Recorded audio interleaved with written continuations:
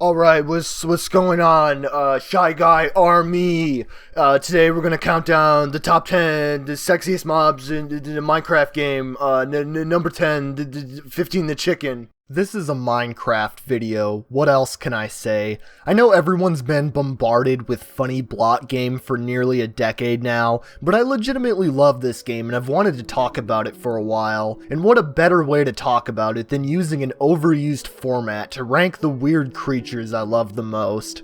I'll be ranking every mob present in vanilla Minecraft, which includes anything that has a spawn egg, summonable bosses and golems, as well as a couple mobs exclusive to commands on the Java edition, which brought the total count to 73. It's simply going to be a biased ranking of which mobs I personally like the most, whether they're useful, have a cool design, or put up fun fights. Any criteria goes, really. The video will be structured more like a traditional ranking where I start from my least favorite mob and go up to my favorite one by one, yet I'll still separate them into tiers to show where I think they stand, and then show the full tier list at the end. I feel I should also mention to keep in mind when this video was made, as I'm sure Minecraft's mob count will continue to grow in the future. We don't even have the warden yet, so don't go asking why I didn't include the white enderman or the dream squid.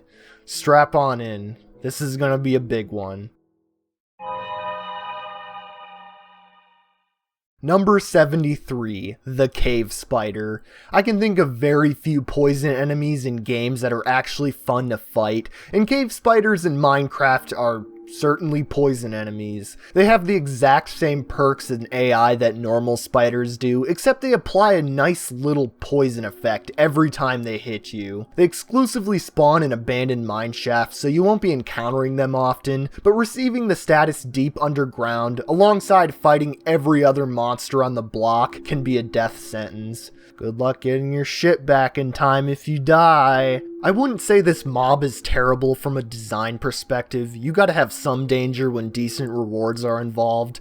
That and their low health makes them pretty pathetic on their own, but I never found it fun fighting a bunch of these things, and I'd just rather not. And as far as early mobs are concerned, these are honestly forgettable. Already this early in, and they decided to reskin a mob and give it nothing special besides a small poison perk. Kinda leaves a weak impression. Number 72, Endermites. What was even the point of adding these? I've seen people who straight up didn't know these existed until looking it up, and I can't blame them in the slightest. Endermites have a 5% chance to spawn when a random ender pearl is thrown, and naturally spawn nowhere else. I give them props for the creative summoning method, and would praise it more if this was some cool mini-boss, or had good drops, or something. They have no more health than a silverfish and can only do pathetic melee damage. It almost feels like there had to be a purpose to adding them, and someone had a vision for this mob, but nothing has come of them in the current state of the game. Maybe a future update will flesh out the Endermites, as I believe they have the potential to be interesting. Number 71, Cod. Cod is... wait. These fish are ugly. Number 70, Wandering Trader. What the hell is this? I can almost see the point of the Wandering Trader if you have no villages near your spawn and want to trade, or just want novelty items from biomes that are also nowhere nearby. But villages generally aren't hard to find, and running around the world should be enough to satisfy your resource needs. Not to mention, you need emeralds to even trade with him in the first place, which just makes his existence feel redundant, as acquiring such a rare item outside of villages will likely already net you better loot. He's like a kid trying to sell you a cool stick he found at the park. You only buy because you almost feel bad for him. Almost. Number 69, Bats. Bats always seemed like a natural addition to Minecraft prior to them being implemented due to the amount of time players spend in caves. That said, it feels more like a decoration than an actual mob. Bats don't even drop experience upon death, which is unusual as most other mobs that drop no items at least give some XP. There's no way to interact with them aside from killing them, and their only apparent use is making noise so players can more easily find cave systems while mining. The only issue with that is that these guys have all been doing that job far longer, and are there to do it much more frequently. At least bats can make your Halloween maps extra spooky.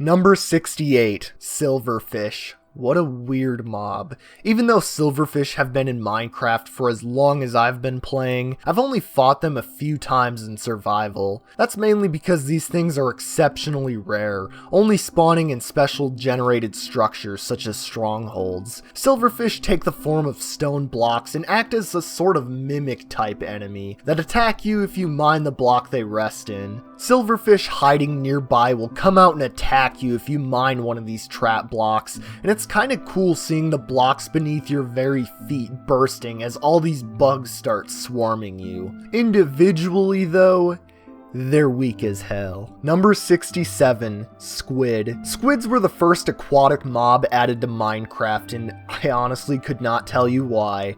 The developers have experimented with a few different things, such as obtaining milk from the squids, and more recently giving them an ink spray animation, but their only real consistent use throughout the years was providing ink sacs to create black dye. Other than that, they just sit in the water and be there. Squids have been memed to death for how useless they are and those eyes, but I can't hate them. Maybe I'm nostalgic as they were once the only life you could find in the ocean, but I don't know. There's something kinda charming on how they just exist and do nothing else. No elaboration needed. Number 66, Ocelots.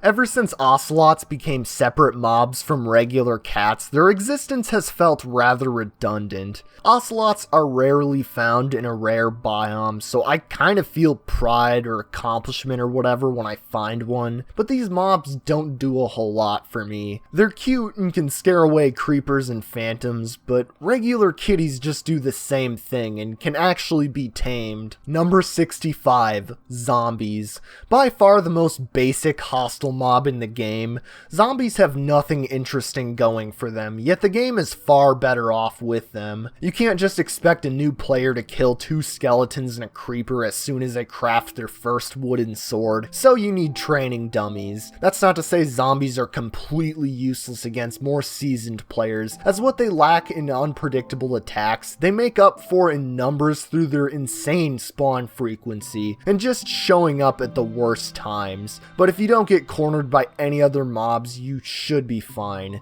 For the record, if I was counting the baby variants of each mob separately, baby zombies would be even lower because they're annoying and I hate them. Number 64, Husks.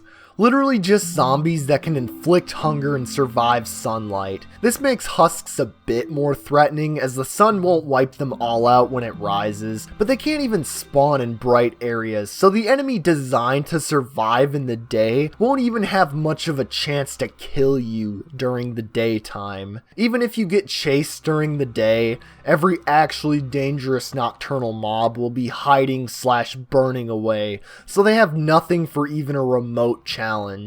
They're desert zombies.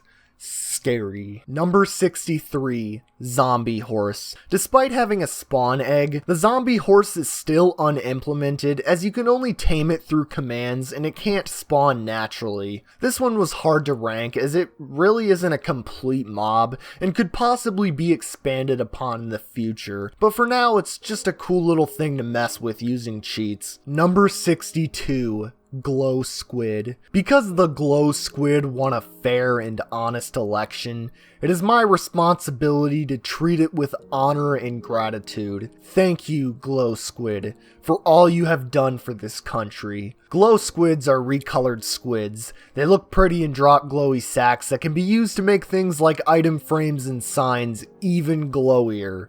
This doesn't even look real. This is a cool mob. You know, this mob isn't so bad. D tier, more like dream tier.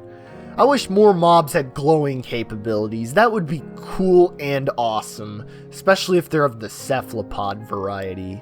Thank you, the community of independent thinkers. Number 61, polar bears. Like with ocelots, polar bears are mobs that just kind of exist to me and don't really impact the game all too much. They have funny attack animations and more interesting behaviors than ocelots, such as protecting their young, but they still don't feel like a particularly memorable addition. Number 60, salmon. Salmon are cod, but better both aesthetically and objectively. They have a much cooler swimming animation due to their longer bodies, and red's just a better color than ugly brown. Additionally, cooked salmon recovers an extra point of hunger compared to the cod, which makes it an objectively better meat to farm. I know what I'm doing at the crack of dawn.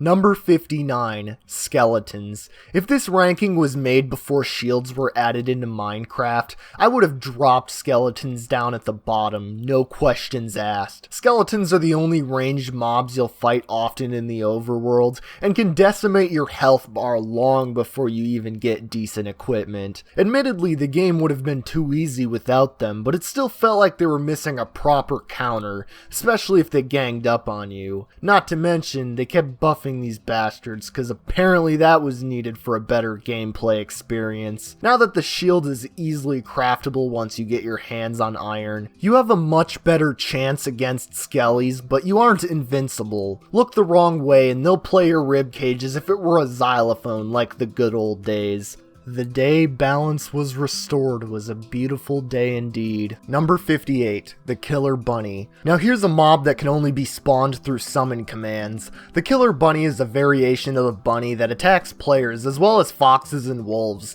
and it hits for decently heavy damage. The whole thing was just thrown in the game as a nod to Monty Python and the Holy Grail in the form of a little Easter egg, and as such doesn't have a lot to it. Despite this mob landing in lower C tier for me, I really like it when developers leave concepts like these in games for players to dig up after they think they've seen everything. Number 57 and 56, llamas and trader llamas. They have separate spawn eggs, so they're technically different mobs, but not really. Llamas fall in a similar category to the polar bears in that they just added a cute animal mob for the hell of it.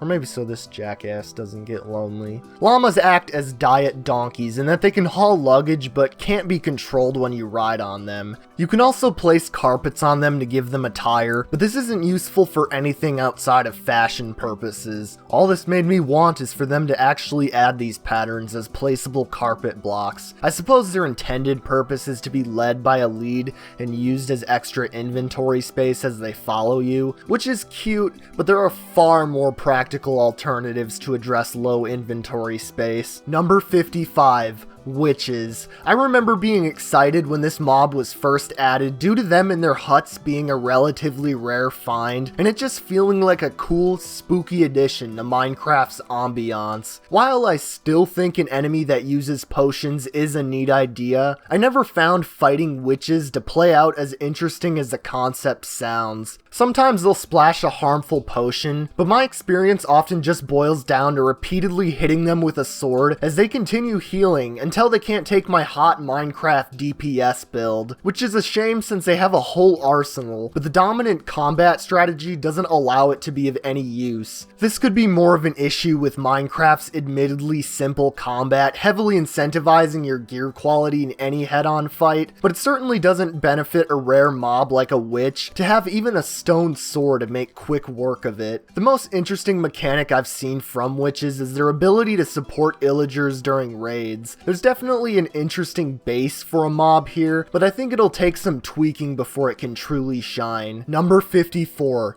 Phantom. Oh boy, this is a controversial one.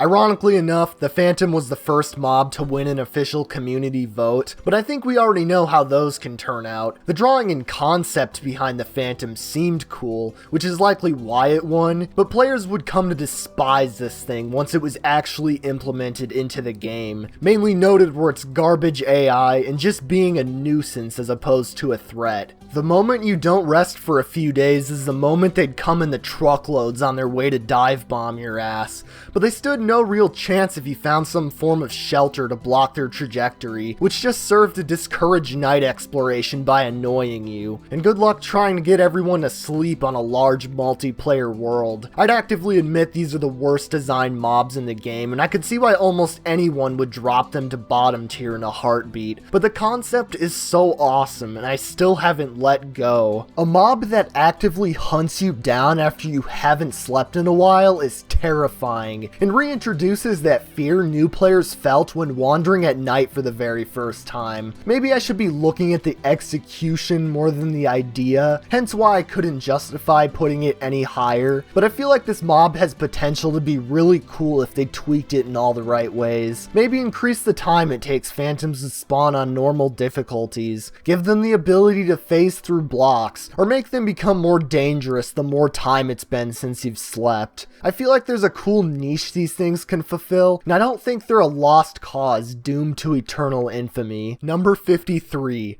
Rabbits. I know it's another mob that doesn't do a whole lot like with the bats, but it felt like a long time coming for this one. I actually remember seeing rabbits in a mod before they were added to vanilla Minecraft, so I was admittedly blown away that something from a mod made it into the official game back then. They still never added the Twilight Forest mod though. Either way, rabbits are ahead of bats in that they have actual drops, but they might as well not have drops because why would you kill these cute little things? You also get to see them a lot more than bats, so they feel like they are more essential to the world, and they come in different colors to boot. Number 52. Tropical fish. We have truly come a long way since the good old days, fellow Minecraft fishing veterans. Tropical fish fare objectively worse than cod and salmon since hunger restoration from their meat is pitiful and can't even be cooked, but I'm giving these guys a slight edge because they make the oceans look a little bit prettier. Long gone are the days where bodies of water would only contain spinning black squares, as now we have many colorful fish patterns that go along nicely with the decorative coral added in the ocean update. If rabbits came in a variety of colors, oh my god, that's a lot of colors. Number 51. Zombie villagers. Originally classified as a different variant of the zombie, even sharing the same spawn egg for a time, zombie villagers act no different from their generic counterparts. The real kicker comes in with the ability to cure them. I didn't even know this was a thing for a while, but later updates would make it more apparent that you can cure these guys with a golden apple while they're suffering the weakness effect. Doing this may take more effort than hitting ugly man with sword, but the permanent discounts you'll receive when trading with that specific villager is more than worth it, and it can be stacked continuously. Number 50. Guardians. And here we have the second ever aquatic mob added to Minecraft. That didn't change shit for a lot of players. Squid still ruling the waters, baby. It was an interesting idea to have something in the water that actually poses a threat, but they only spawned near ocean monuments, exceptionally rare structures that you likely wouldn't stumble across unless you were actively searching for one. Needless to say, the grand majority of the ocean at this point was as dull as it's ever been. That said, Guardians themselves are just fine. They have a solid design of a sort of mystical fish creature, and the laser attack they fire, while simple, can really hurt if you're overwhelmed by the damage numbers. And the lasers all coming together just kinda looks cool. Number 49. The Elder Guardian. It's debatable whether this guy is a boss, and some updates refer to him as such, but he also doesn't exhibit the same qualities as the other two boss mobs, like having a special health bar, so he's more in mini-boss territory. Nevertheless, Elder Guardians can be found deep in ocean monuments, and are big guardians that do stuff that guardians do. They have a few additional perks over their smaller counterparts besides their general stats being higher.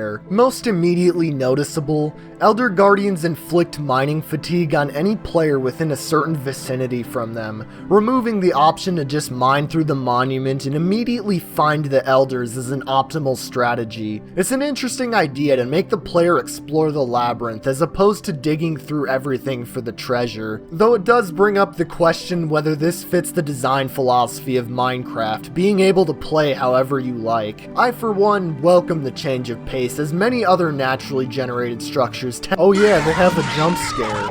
Number 48, Strays. Upgraded skeletons that inflict slowness sounds like the worst idea ever, but just God, I love shields. With skeletons losing some of their edge after 1.9, giving them a tougher variant was the least they could do. Strays exclusively spawn in snowy biomes, making them uncommon enough for a fair number of players, but the additional effects matter unlike the husks since, well, they will actually hit you. 30 seconds of slowness certainly isn't the scariest infliction you can receive most of the time, but it will bite you at the wrong times, especially when creepers are around. Sure, their inclusion and spawn rate makes snowy biomes noticeably harder to traverse at night, but as a caveat, you can get slowness arrows as a fairly common drop. Number 48. Wither skeletons. It took me an embarrassing amount of time to realize that these guys are taller than regular skeletons. Giving a skeleton a sword instead of a bow they can repeatedly pin you with sounds like an immediate downgrade, but every bit of fear that these troglodytes have is thanks to the wither effect. Now this is the scariest infliction you can receive.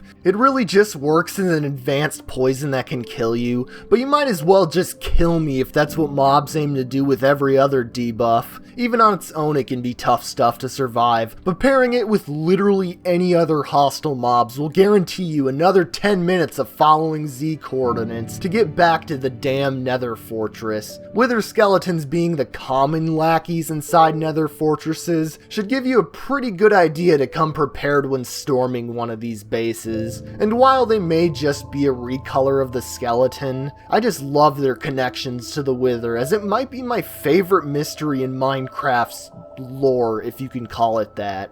Bit more on that later. Number 46. Zombified Piglin, or Zombie Pigman if you're an OG. Before Piglins came into the picture and served as the Nether's villagers that could potentially be hostile, Zombified Piglins were the NPCs of the Nether, and while they weren't outright malicious like you'd expect from the Hell biome, they weren't particularly friendly either. Really, these mobs didn't do a whole lot until the player decided to get risky. Zombified Piglins drop gold nuggets, which were far more valuable before you could get it from an ore in the Nether, but just laying your hands on one of these guys would rile up the whole army. So enjoy being literally chased through hell and back if you were really greedy enough to think that would work. Number 45. Goats. One of the newest mobs at the time of making this, goats haven't really had a chance to resonate with me like some others, but I still like it. Take the common farm animals and give them jumping hacks, and the urge to occasionally buck the closest living being into the abyss, and you have a goat.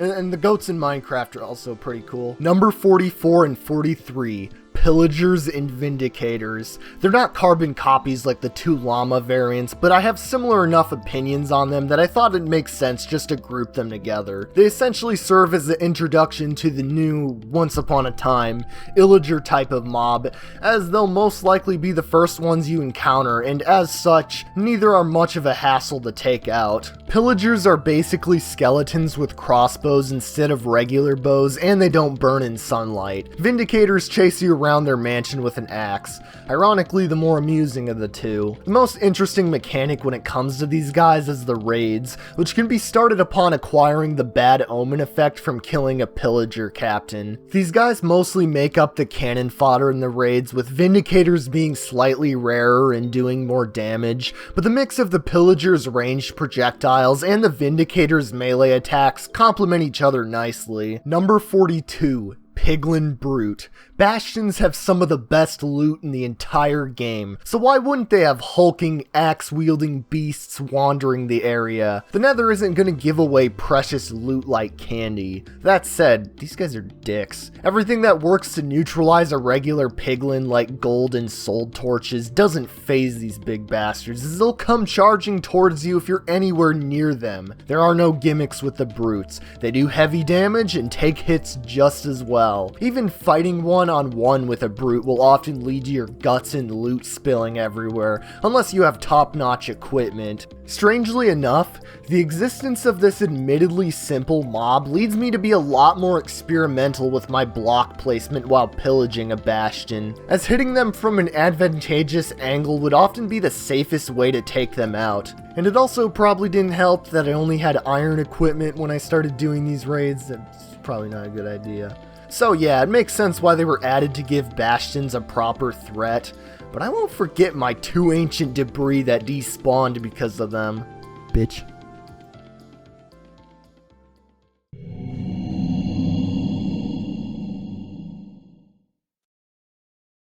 Number 41, spiders. Is it really a fantasy game if there aren't any giant enemy spiders? Spiders are another classic nocturnal mob that's been there since the early days, and is relatively simple as a result. They focus on weak melee attacks like zombies, but move significantly faster and can even climb vertically. They're just slightly more uncommon than zombies, which is good for farming because string and spider eye drops they provide are excellent materials for tool crafting and brewing respectively. I never really knew why I liked this mob so much. It's just another classic monster that adds to Minecraft's isolating and sometimes creepy atmosphere. Number 40, 39, and 38. Pigs, cows, and sheep respectively. The holy trinity of Minecraft animals. None really do anything exciting except give you the fuel you need to survive. Food. They're by far the most common source of immediate food in the early game, and I don't see that changing anytime soon as it's a staple at this point. They all serve the same surface level purpose, but I decided to divide them based on their unique characteristics. Pigs are the worst since they give you meat and that's pretty much it. They were the only rideable mob at one point, but this is mostly a novelty and pretty pointless. Cows are in the middle since they can also supply infinite milk, which is great for getting rid of nasty debuffs and can apply to some additional food recipes. Plus, they're the cutest of the three. Sheep are up on top in that while the food they drop restores less hunger than those of the other two, they stand out for their renewable wool, which serves as a key component for making beds and is all around just a great building block if you can find dye for it. For a while, these were the only blocks you could use if you wanted bright colors for a build. You can dye actual sheep too, so they're llamas before llamas. Number 37. Turtles. This is another animal mob that never really needed to be added to complete the experience, but I still love its inclusion and the attention to detail. From the turtles remembering to where their home beach is, to returning to said beach to lay eggs, and even the way they dig in the sand, they really didn't miss anything with this mob. It's just a cute turtle and it's wholesome and... Why? Number 36, Ravagers. Like piglin brutes, Ravagers are large, beefy mobs that rely on sheer strength as its means of attack. They only spawn in raids, meaning that contending with them will often be a voluntary choice, so you better make sure you're prepared. The Ravager itself doesn't offer much outside of being a huge health sponge and attacking in its limited range, but pairing with other illagers can make for a deadly combo. I also love how these things literally have the face of a villager, yet their body is that of an elephant. It certainly looks dumb, but I love it, and I wouldn't have it any other way. Number 35. Cats. Just take the ocelots and slap on a few different patterns, allow them to be fully tamed, and even bring you gifts as you wake up, and you have the Minecraft cat. I think this one just speaks for itself. You can't really go wrong with a cat, whether you're into role-playing or just want a loyal pet in the isolating Minecraft world. Or maybe you just want to traumatize creepers and phantoms like normal people are into. Number 34. Drowned. Water zombies wouldn't be this high. Tridents are this high. Most fights with Drowned will boil down to slapping it around like any other zombie, but maybe in a river this time. On rare occasions, however, a drowned may be wielding a trident, as it's the only mob that can do so at this point in the game. This changes a largely harmless zombie palette swap into a deadly ranged attacker, as tridents can take out good chunks of your health. The zombie's still weak and the tridents aren't thrown extremely rapidly, so you can run up to him and take him out, but this at least adds consequence to approaching carelessly, especially if you're moving slowly as you would be in the water. If tridents weren't rare enough to see, just try getting one to actually drop from a drowned. Hard to relate, but I imagine it feels great. Number 33, Parrot.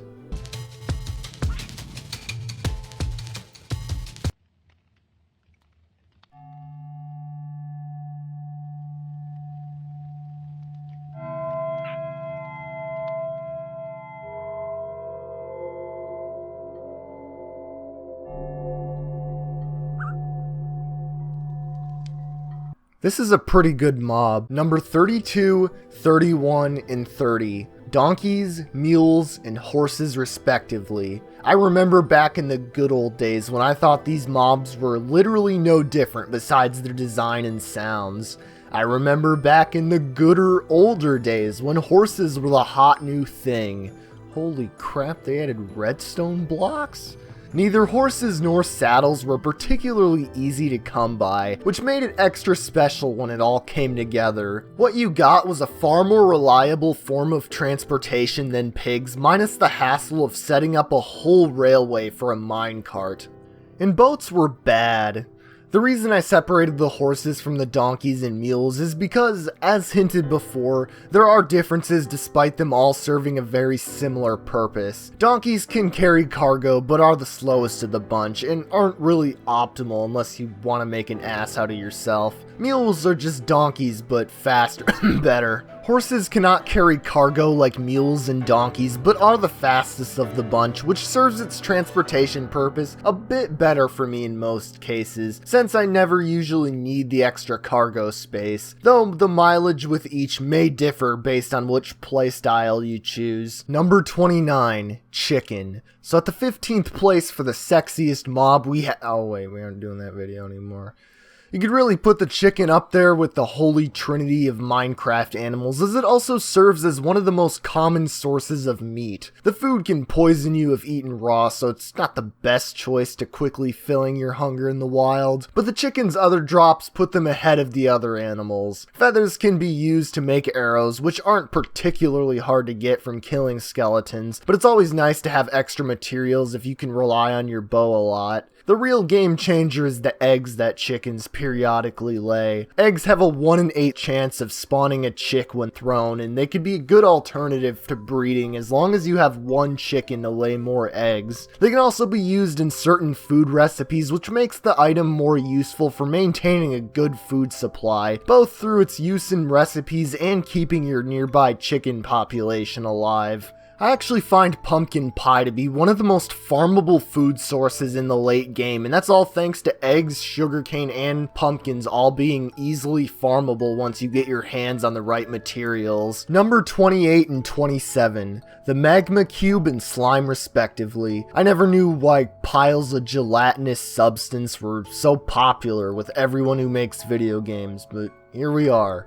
Magma cubes and slimes are not much different than the typical slime rancher enemy archetype in games. They menacingly bounce in your general direction as a form of attack, potentially ruining your crops, and most notably, split into smaller slimes upon being defeated, which can be overwhelming if you are trapped in a tight spot, especially as far as magma cubes are concerned in the Nether. Yeah, there's not a bone of originality in its body, but it works for its intended purpose of making the player balance mob numbers with size, and isn't much less iconic regardless. Magma cubes have armor points unlike slimes, which makes them the more dangerous variant alongside their appearance in nether biomes, which are just scarier. But I put slimes a spot above magma cubes as I think their design is far better at encapsulating the gelatinous species through its semi-transparency, whereas the magma cube are just slightly orange coal blocks as far as I'm concerned. I also found out that slime spawn rate is dependent on the state of the moon, with none spawning on a new moon and the most spawning on a full moon, which is such a bizarre concept to go with slimes of all things, but it's interesting regardless. Number 26. Pandas.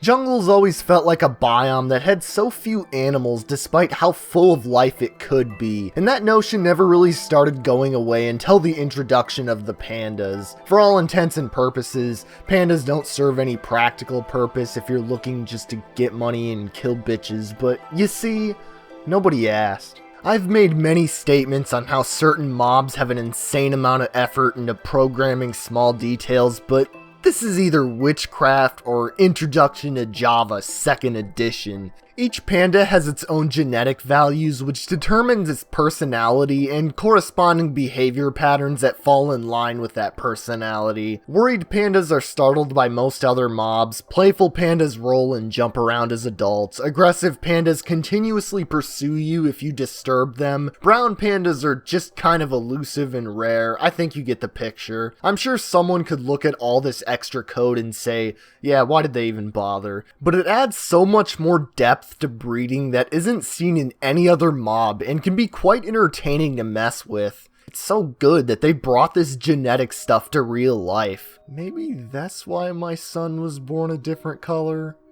My RNG must be awesome! Number 25. Pufferfish.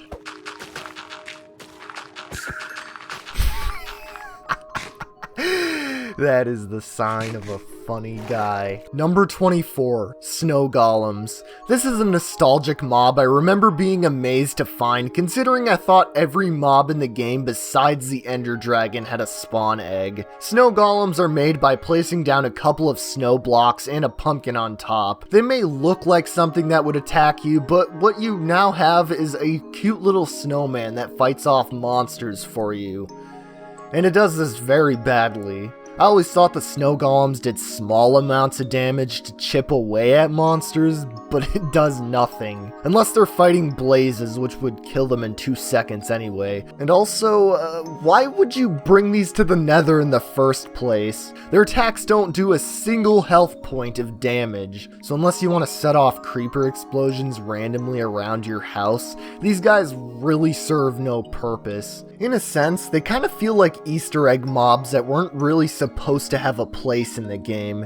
Even still, there's just something that screams classic Minecraft through constructing an army of snowmen wearing pumpkins on their heads. It might just be nostalgia talking when thinking about all the dumb stuff I do in creative when I was young with these guys, but they're cool. Number 23. Illusioner. Unused mobs are generally pretty bare bones as far as their AI goes, but the Illusioner is certainly the most fleshed out of the bunch. Their ranged arrow firing can be likened to the Pillagers, but what sets these guys apart are the various spells they cast to disorient the player. It fights alongside 4 illusionary copies, while the real one is invisible and attacks from nearby, rarely breaking his aggressive pattern except when he feels like blinding you to really mess with you. The hitbox for the invisible body can feel a bit wonky at times, but the curveballs make the fights with the Illusioner interesting, and I feel this mob only went unused due to a lack of a place in the game rather than having a dull moveset.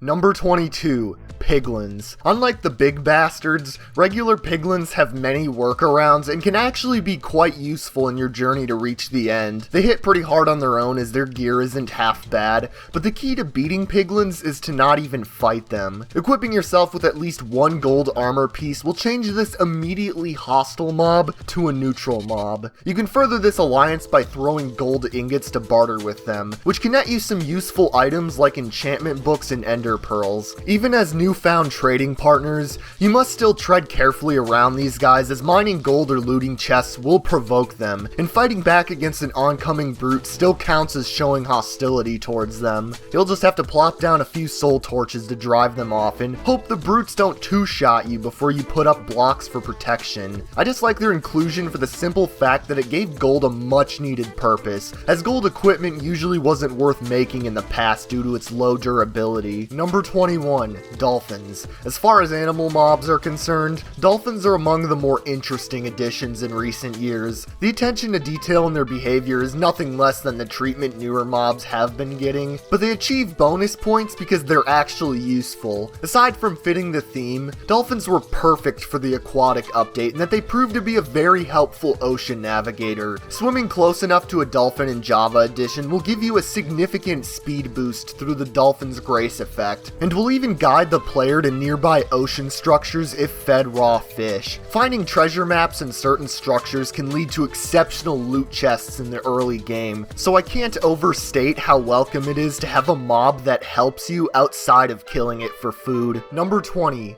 Bees. While not quite as complex as panda genetics, bees were implemented with a lot of nuances, which makes sense considering an entire update was based on raising your own bee farm. Just interacting with hives requires a bonfire to smoke the nests so the bees won't be pissed when they wake up, and allowing bees to produce honey in the first place requires nearby flowers to pollinate. But the honey yield is absolutely worth it despite everything progressing slowly at first. Honey bottles work well for creating food or chugging straight up, and honeycomb has various utility in building blocks and can even be used to make more beehives to hold more bees. All the while they do bee stuff like sting you when pissed off, or mate on the spot when you feed them entire flowers, stem included. It's just giant adorable bees in Minecraft really, nothing more, nothing less. Number 19. Skeleton Horse. Zombie horses are fake and gay. Skeleton horses are the real deal. Despite being functionally the same as their zombie counterparts, the big advantage skeleton horses have is that they naturally spawn in the game under very rare circumstances. The off chance a lightning strike spawns a skeleton horseman means that you now have the chance to obtain one of these tameable beasts if you're able to kill the skeletons without killing the horses. I like how this rare event is the only thing that can naturally spawn a skeleton horse, as owning a tamed one is like a trophy for your victory and gives you an excellent means of transportation as a result. IMO, it beats typing some command and getting an ugly green horse in return. Number 18. Striders. Changing up the Nether and how it's explored naturally called for a new form of transportation, and Striders are certainly an interesting one. Bathing in the pools deep in the Nether are passive creatures that can be saddled and rode across the lava. They're not the fastest form of transportation and require a warped mushroom on a stick to control, but can help you save on your building blocks by not requiring you to build an ugly bridge to every island you want to visit. In a hellscape where nearly everything wants to kill you, it's nice having a peaceful type of monster wander about that doesn't mind helping you. Number 17 and 16. Hoglins and Zoglins. If you ever find punching pigs in the overworld too difficult to obtain pork, you could always hunt for hoglins in a crimson forest. Hoglins are the Nether's answer to pigs, being just as demonic and scary as you'd expect. They show a stark contrast from the passive to neutral animals in the overworld, as they'll straight up charge you if you get anywhere close to them. At the same time, hoglins can be bred to your advantage for resources if you can manage to keep them off you, and they're even hunted by other creatures of the Nether. I guess I've always liked this detail as it made the Nether feel like a living yet surreal ecosystem rather than just lava hell. They balance aspects of typical hostile mobs and of passive mobs that puts them in a really unique spot. They're pretty strong too, so you can't just hang around them without care. Zoglins are the variant of hoglin that is created when a hoglin enters the overworld or end. Getting this to happen in survival is difficult as hoglins are naturally afraid of portals, but the results are fascinating. Hoglins immediately begin shaking upon entering a new dimension, and will eventually transform into Zoglins. Zoglins will chase down and attack almost any type of mob near them, and are just as powerful as their flesh counterparts. Frankly, they're not really worth killing for the materials, but a mob that can zombify and turn into a completely different mob, in such a disturbing fashion no less, is still a really cool one. Number 15. Mushroom. Even after adding several animals to the game, none really stand out in the same way a mushroom does, being one of the most iconic designs to come out of Minecraft simply for how creative a mushroom-covered cow is. Mushrooms only spawn in the mushroom fields biome, which makes them a rare sight, but they have properties on top of normal cow characteristics that compensate for your trouble finding one. Mainly, milking a mushroom with bowls grants you an unlimited source of mushroom stew, which is pretty insane despite the stew not being stackable. You can also shear them to get mushrooms off their back and turn them into irregular cows, but why would you do that? Even rarer are the brown mushrooms, which only spawn when a mushroom is struck by lightning. Functionally, brown ones are no different besides the fact that you can milk suspicious stew out of them if given flowers. But sometimes the real brown mushrooms were the friends we made along the way. Mushrooms are just a rare mob that feels special to find and has a plethora of benefits. They've tried to recapture the magic, but nothing will quite reach the iconic first-time status of the mushroom. Rest in pieces, piss cow. Number 14, Axolotl. Another mob that hasn't had a whole lot of time to shine, except I really love this one. Axolotls are like dolphins in that they provide passive effects to nearby players, but also exhibit predatory behavior towards most other aquatic mobs. Killing mobs that axolotls are fighting will grant you a small yet stackable regeneration buff, and will remove mining fatigue. Unlike with dolphins, however, axolotls are far more mobile, both in the sense that they can travel on land for a limited time and can be caught in buckets to move to an entirely different location. They're fun to collect for a habitat to see how many colors you find, or if you can ever come across that elusive rare mudkip. There's not really much to pick apart here. The mob has the unique characteristics of the actual animal and provides nice benefits to the player. And of course they're cute as hell. I can easily see this one becoming a fan favorite for years to come. Number 13. Foxes. I hate you. Foxes are an S-tier animal and make really cute noises, so it's practically a guarantee they'll end up high on my Minecraft mobs tier list. Foxes completely wiped out my chicken population in my last survival world, which made me spend 3 in-game days trying to bring some back to my base, and I also had to mess with the landscape so none would get in the fenced-off area again. But you see, chickens are only B-tier animals. What do you know? Foxes are basically another animal that was added to Minecraft for the sake of adding it to Minecraft, but this time I've got bias to back up my claims. Like with the real animal, foxes tend to run away from people and pounce on any small animal that comes their way. More interesting is the mechanic of foxes bred by you being trusting towards you and their ability to hold items in their mouth. Pertaining to the latter, foxes prefer holding on to food which they can eat and gain the effects of, but can be given just about any item in which effects come into play,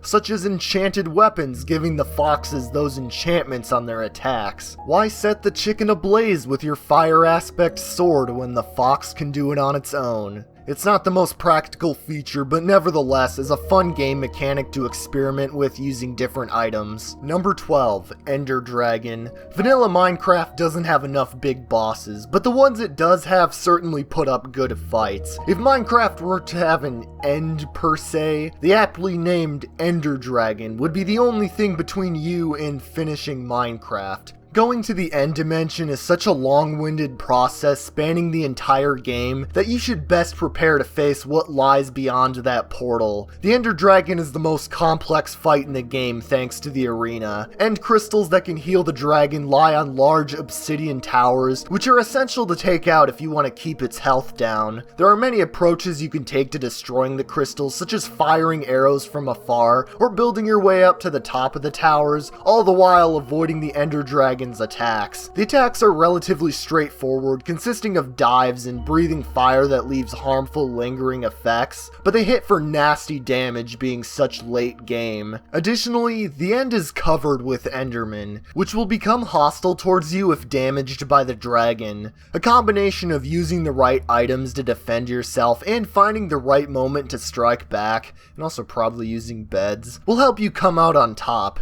giving you a downpour of XP as a reward. I used to not really care for this fight in earlier versions, as I felt like it was a bit buggy and the attacks were lame, but facing the dragon after many updates of bug fixing and additional attacks helped me appreciate the strategy and decision making needed to win. In a test of both your building and combat skills, I really couldn't think of a more fitting boss fight to end the game with. Number 11. Ghasts. Despite zombified piglins being the most common mob in the Nether, ghasts were the ones that really dished out the first impression. Ghasts are large, ghostly figures that drift around the Nether and rain literal hell on any players in sight. Encountering one will shift your attention onto it, as the fireballs it shoots will destroy terrain and cause fires. So basically, it's a giant monster that can launch creeper explosions from afar.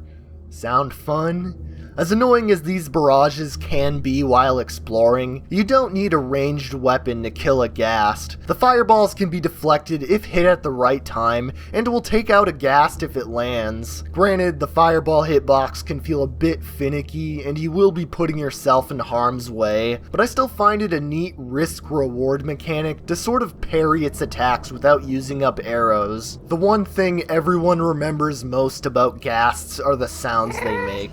To this day, no other mob in Minecraft emits such ominous sounds. Add the screeching on top and they really did a good job selling the hell atmosphere. Number 10. Villagers. Minecraft single player has always felt lonely, and the animals can only do so much, but villagers alleviated some of that feeling by sufficiently populating villages throughout the world. Despite looking like Squidward, villagers were still the only human mobs for quite a while, which made them oddly more relatable, as you weren't the only person in this unnaturally serene, post-apocalyptic land. Villagers would be able to open and close doors like the player could, and generally sought shelter at night. The main purpose tied to villagers was the ability to trade with them, which sucked. Trading prior to 1.8 wouldn't guarantee any good items, so often players would get stuck having to trade an absurd amount of emeralds, a very rare resource mind you, for some common shite like iron and books, like even worse than the wandering trader of today. The 1.8 revamp, however, turned trading from a time waster to one of the most busted mechanics in the game. Villagers can now keep jobs depending on job sites and level up in their career. The more you trade with villagers, the more experience they gain in their profession, which leads to guaranteed better trades. Utilizing easily farmable items to get a steady supply of emeralds, along with breeding villagers to create more trading opportunities, meant that you could practically shatter the economy and buy anything you want. Diamond equipment included. I'm not making money off the monkey foot, bitch. So I'ma sell clocks, bitch. Motherfucking clocks. Look at this ancient ass clock here. This motherfucking clock here is nice. You need to goddamn tell the time and everything. God motherfucking damn. So you're telling me Villager News isn't reporting this? Number 9. Blazes. There's nothing really fancy going on here. Blazes are just cool. Fire elementals don't stray much from cliche, but I've always liked the execution of Minecraft's blazes, whether that be down to their minimal yet iconic design, to the sounds they make, or even the fact that their blaze rod drops are required to reach the end. Maybe I like their simple yet effective means of attack, which sets you ablaze from projectiles. Maybe it's the journey of finding the Nether Fortress in order to fight hordes of these things. Maybe it's because they're the only mob that gives snowballs a purpose in the base game, and they work damn good against blazes at that. This is probably the one I have the hardest time grasping why I like so much. Everything just hits the right notes, and it's a decently fun mob to face. Number 8. Wolves. Before we had ocelots, cats, horses, and all other tameable mobs, it was just man and dog. Dog has been man's best friend since the beta days, and are still a staple in many Minecraft worlds. Wolves are initially neutral towards the player, but will become hostile or friendly, depending on whether the wolf is attacked or treated with a bone. Tamed wolves will follow you everywhere, and even fight if you're in danger. If we were to take out the bias that I'm sure we all have, fighting alongside wolves isn't always optimal. I mean, I'm glad we can tame wolves and it's fun watching them go after monsters, but they often get in the way of intense fighting, especially with 1.9 combat and how your sword sweeps, and anyone could tell you how demoralizing it is to get a message that one of your dogs died. That said, wolves added something to single player Minecraft that you don't get off the bat: a companion. Even if you don't want your dog to die and keep him inside all the time, there's something comforting about coming home and seeing another being that trusts you. There's obviously a lot more varieties to this concept now, but wolves were the originals, and I think they stick out in many people's minds for that. And I guess I just like dogs better than the other animals we got.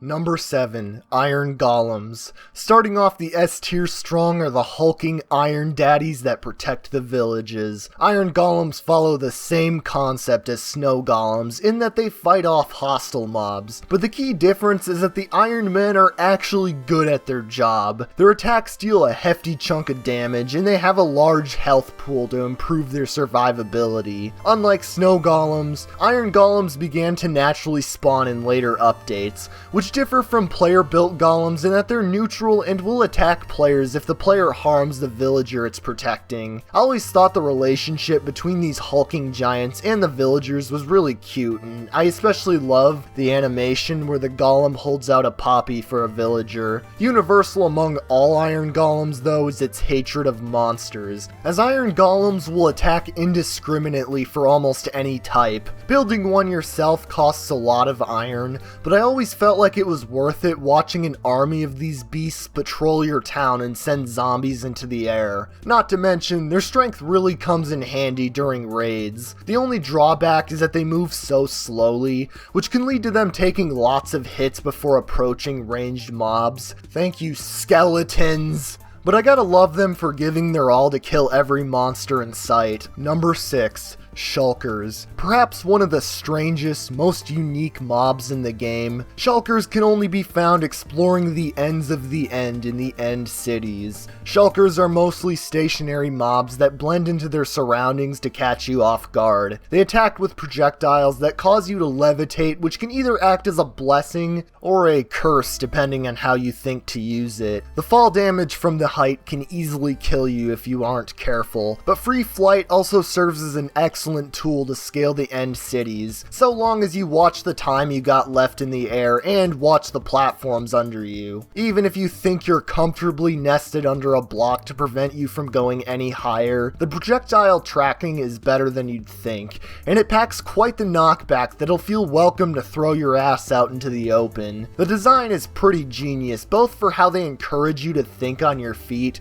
and how their design blends into their gimmick, being small creatures within a large shell that protects them when they aren't attacking. Materials gained from killing a shulker also serve a purpose, as the shells can craft shulker boxes, which can be used to store items and picked up with said items inside to improve your overall inventory space. If I didn't know any better, I'd think they'd had feelings for me. Number 5 and 4. Vexes and Evokers. If there was any reason the Illusioner was never implemented, it's most likely because the Evokers take the role of the spellcasting Illager, and it's a superior mob at that. Although not officially classified as such, Evokers feel somewhat like mini-bosses for the complex moveset they display, as well as their high rarity, exclusively spawning in woodland mansions and high raid waves. That said, the enjoyable fight they put up and the rewards you you gain from defeating one make them memorably excellent mobs in terms of design. Like their illusioner brethren, evokers prefer to keep their distance so they can safely cast spells. Most often they'll be launching fang attacks from the ground that pierce armor,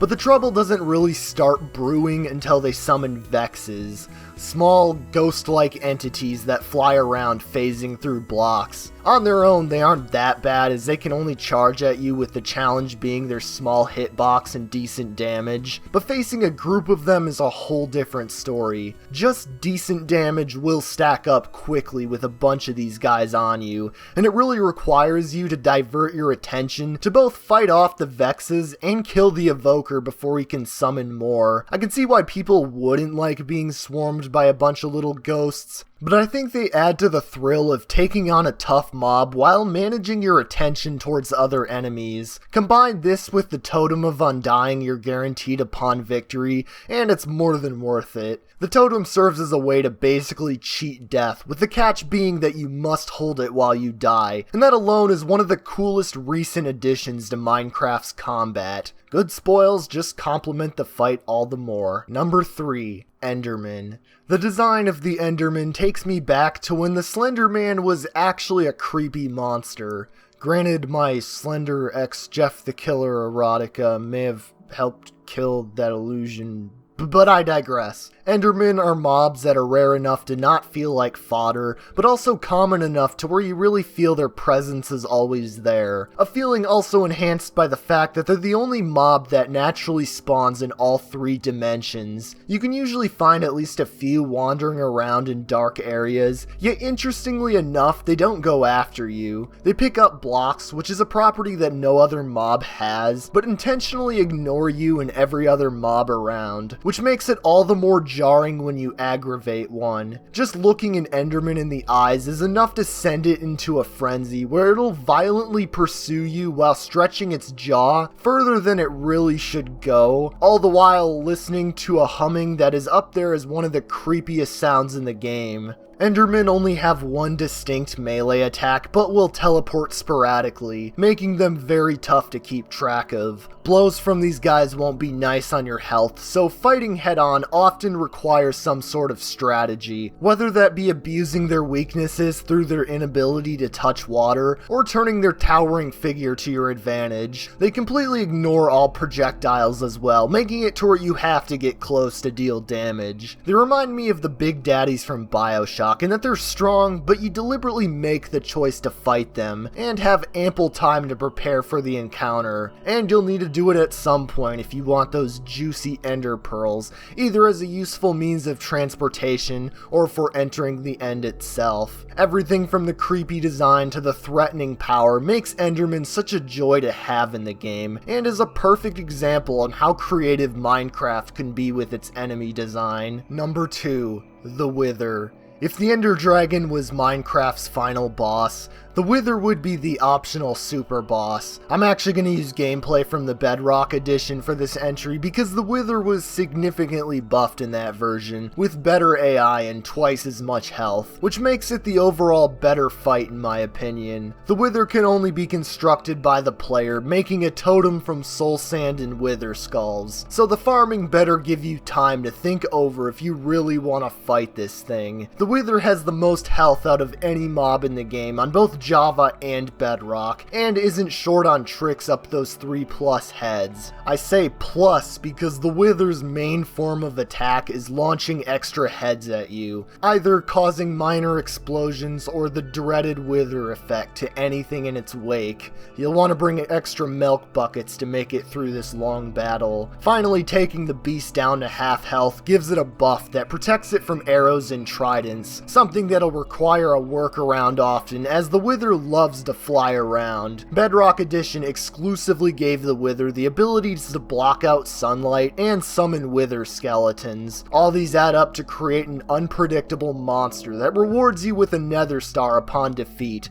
allowing you to craft beacons to give the player permanent buffs within a certain proximity. One thing I've really loved about the Wither outside of the challenging fight is just how mysterious it is. The Wither doesn't just barrage you, as it targets any living thing in sight. Living is a key word here, as the undead Wither will ignore fellow undead mobs. I know Minecraft isn't a game about storytelling, shut the hell up, but we've never really received many hints on what the Wither could be. You could say it's some sort of skeleton king and be done, but then where did it initially come from? How does it shoot its heads? Why does the totem create it? Has anyone else crafted the Wither? They're questions that'll most likely never be answered, at least directly, but I think the unknown really adds to the Wither's flavor in the Minecraft universe. Number 1. Creeper. Does it really need an introduction? I feel like everyone even remotely familiar with Minecraft knows the whole story on how the pig model was messed up, and the rest is history. Creepers are more of an icon than Steve at this point, in that their design is simple yet brilliant. They don't really follow a given pattern besides the whole pig story, but that's what makes it unique. It's just pure Minecraft without any outside influence. The eyes and mouth, now world famous, convey what you make of it, whether that be the fear that you should feel, or actually thinking they're kinda cute like I do. The color green was most likely chosen so they'll blend into grass blocks, which brings me to my main point. Creepers love to creep. The only sound you'll ever hear out of this mob is the brief charge time right before you get clapped by its explosion. Minecraft nights are as scary as they are only because a creeper could sneak up right behind you and ruin all your hard work. Yes, losing stuff can be demoralizing, but I think that's why the creeper is such a great enemy. No matter how strong you get, how safe you feel, that life-ruining explosion can be right around the corner to slap you awake as you started drifting off to sleep, king. Maybe I'm looking way too deep into an admittedly simple mob, but I just love the creeper. I knew it would be number 1 without question. Everything from the explosive nature, further emphasized by the gunpowder drops, to items you can create from gunpowder, which invites you to get close and personal to actively hunt them as a sort of risk-reward mechanic, or even more obscure mechanics like supercharging a creeper with lightning and using the charged explosion to get heads from other mobs, or getting a skeleton to kill one to drop a music disc. I still don't get that one. Either way, as the icon of Minecraft, I can definitely see why creepers earned that title, both through their infamy and love from the fans. So that's it for the tier list. Did you find yourself agreeing or disagreeing with most of the placements? Feel free to let me know down in the comments below. Either way, I hope you enjoyed and maybe learned something. I'll see you guys later.